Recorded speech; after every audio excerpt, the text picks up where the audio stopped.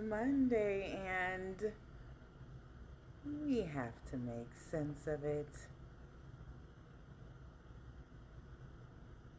On this Monday, we're making sense of abuse because abuse isn't always something that is easy to see, nor is its evidence always a black eye or someone screaming. Sometimes it's silence, neglect, and alignment, but often it's the people who are watching that make abuse possible.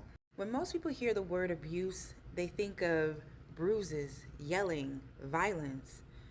But abuse is any repeated behavior that causes harm to an individual's psychological, emotional, physical, or relational safety. Now, in my experience, I feel like the most unfamiliar forms of abuse are withholding support, financial control, spiritual manipulation, social isolation, smear campaigns, and chronic invalidation.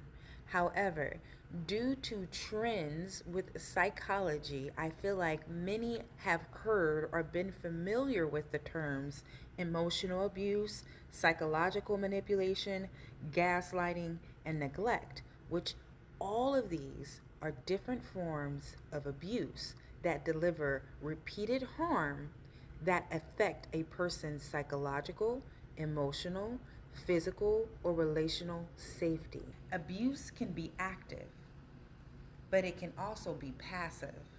And passive harm is still harm. Now, this is where y'all gonna get mad at me. Because abuse requires participation, and not always from the primary aggressor or the victim, but from the silent witnesses. Because triangulation can't happen without alignment. Isolation can't happen without silence.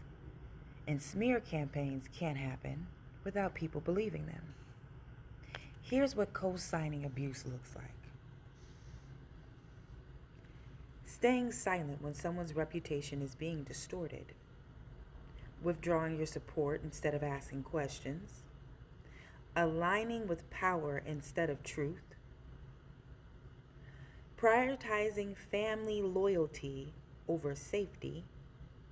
And watching someone struggle publicly and pretending like you didn't see it. Now, you may not have started the abuse, but co-signing it helps sustain it. And I can't decide personally which one is worse. Newsflash: neglect is not neutral. Neglect is the absence of protection when protection is needed.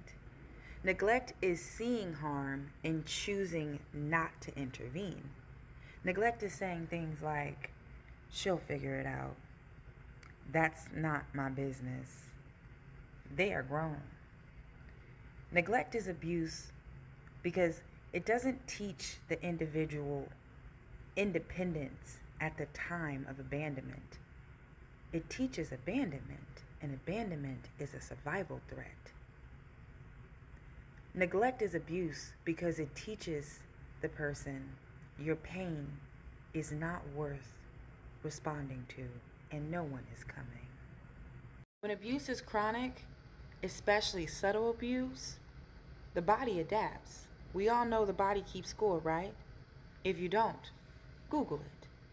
The body remembers. Prolonged abuse has consequences. People think that they're personality traits, but they're not. Developing hyper-independence or hypervigilance, emotional suppression, difficulty asking for help, overachievement, difficulty trusting others, or anxiety in group settings are not personality traits. They're adaptation. It's survival disguised as strength. And this is why we broke down on this series the mother wound, triangulation, complacency, and abandonment, because abuse rarely exists in a one-time event. It exists in systems, in villages, in churches, workplaces, in friend groups, industries, in social gatherings. And the worst kind of abuse is the kind that gets socially normalized. This isn't theory for me. This is lived experience. I've experienced the abandonment, the triangulation, the neglect, the silence, the alignment. And the most destabilizing part of it all was what was allowed, was watching how others watched my pain, acknowledged that it was painful, but normalized silence as I endured it.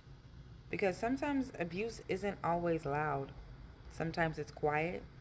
Sometimes it's cultural. Sometimes it's inherited. But just because something is common doesn't make it safe or healthy.